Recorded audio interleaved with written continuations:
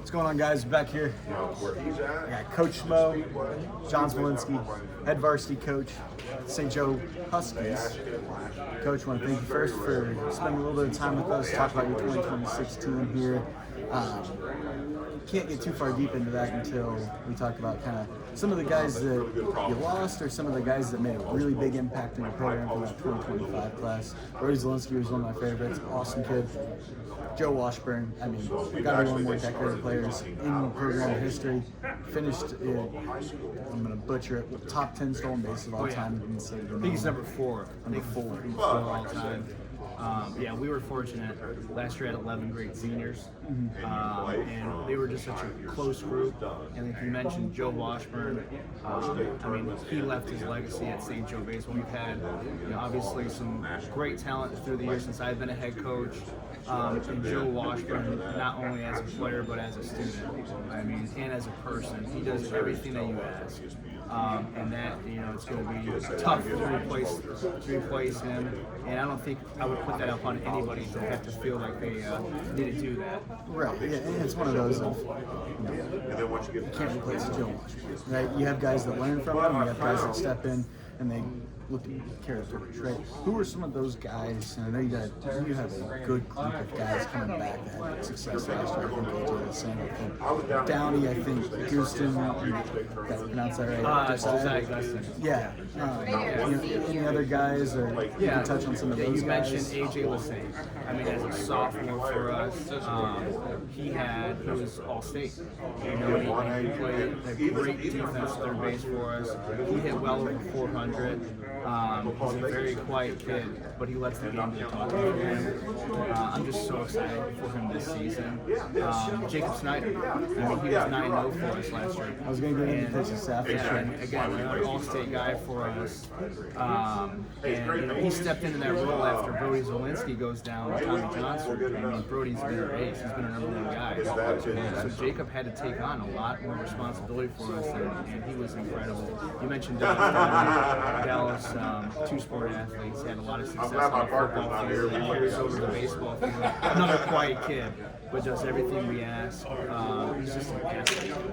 He'll be my center fielder, probably my leadoff hitter. Wants to play at the next level. Josiah Gustin, he's going to Wheaton College. He played some first base for us. I graduated Owen Balin. Owen Balin was my 4-year starter, behind the dish.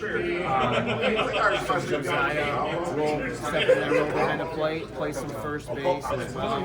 He's going on to play the next level, so that's another quality bat right there.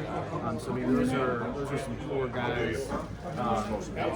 Our program this year, graduating 11 guys is never easy. But we had a lot of success on the JV level, and those guys are now coming up to the varsity level. So the difference is, the lack of that varsity experience, but they have that talent. So I mean, last year we brought up James Cornetti. Cornetti, stud football player, unbelievable kid. His work ethic is incredible. He's going to make an impact in our lineup this year. Franco Biffle, who was our DH last year, he's got power, big, another two-sport athlete. It's a common thing in the program. He played, he DH'd for us, so I mean that's another big bat that we're going to have back. And we're going to have some surprises. That's the thing. Every year there's guys moving up in the program or guys that are freshmen. We're very fortunate. Right now I have over 70 guys in my program.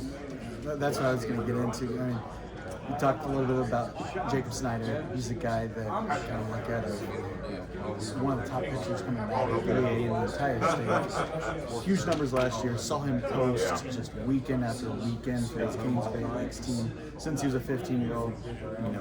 Multiple pitches for strikes, tons of mound exposure. He's a guy who's going to bring, from my perspective, a ton of stability to the top of your rotation. Now, another thing that I noticed on paper, kind of like as I'm diving into this year's freshman class, I would put your freshman class up with anybody in the state. There are some very, very talented 2029 in the program. Of those guys, do you think any of them have a chance to make an early impact, or get a couple innings, get some time in the field? What do you think of those guys? Well, you mentioned you see it on paper. I see it in person, and it's not just in the cages around the mound, but in the weight room. these kids, honestly, they're beasts. They're grown men already as freshmen. So I mean, we are winning in the weight room. I will take up against anybody, honestly. Like, that's where we want to have our strong suits in right now. You know, you mentioned having the top freshman class, Town Sininger. You know, Saw a video the other day. Oh man. yeah, another two-sport athlete. Stud left-handed pitcher, outfielder, versatile, very athletic. I had him in the fall. The kid's driving the ball over the fence. I mean, you just don't see that from a freshman. Eli Allison, another big arm, big kid, strong. He's a beast. You know, I cannot wait to see his development. And we're fortunate with Coach Beck to have, you know, him as a pitching coach and to be working with these elite arms. And then Will Solman, another two-sport athlete. His dad played in pro ball, went to Notre Dame, played for the Brewers. Will is, I would say, like Joe Washburn. Just the way that he carries himself, yes, coach, does everything we ask. And I haven't even got a chance to really coach him. You know, he's coming from football, and now he's in baseball. So, I mean, the grind never ends for him, and they're all straight A students. So, I mean, Will, Eli, Towns, I mean, the list can go on. I mean, we have a lot of talent.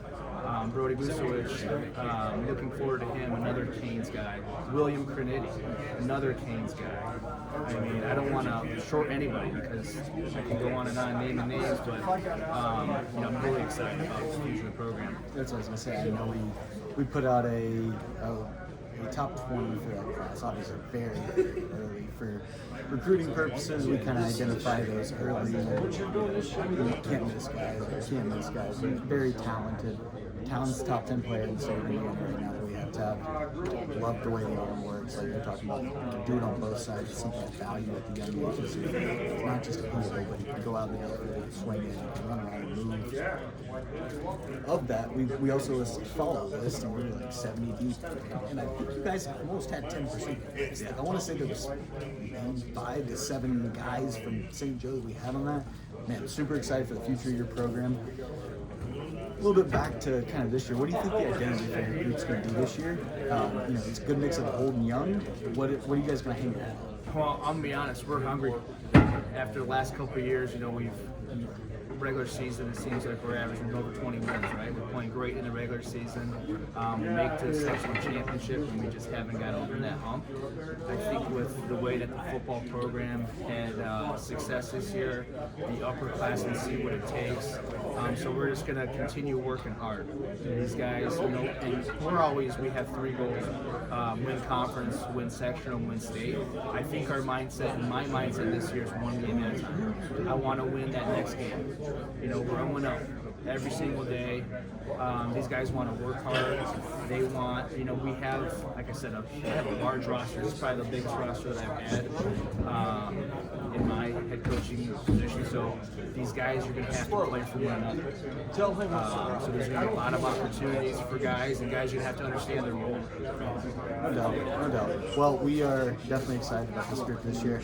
Know you're going to be talented. Know you guys are going to be battle tested. You're going to play a competitive schedule up there in South Bend. There's a lot of talented 4A programs in your area that you're going to go compete against early in the year, get you ready for the playoffs.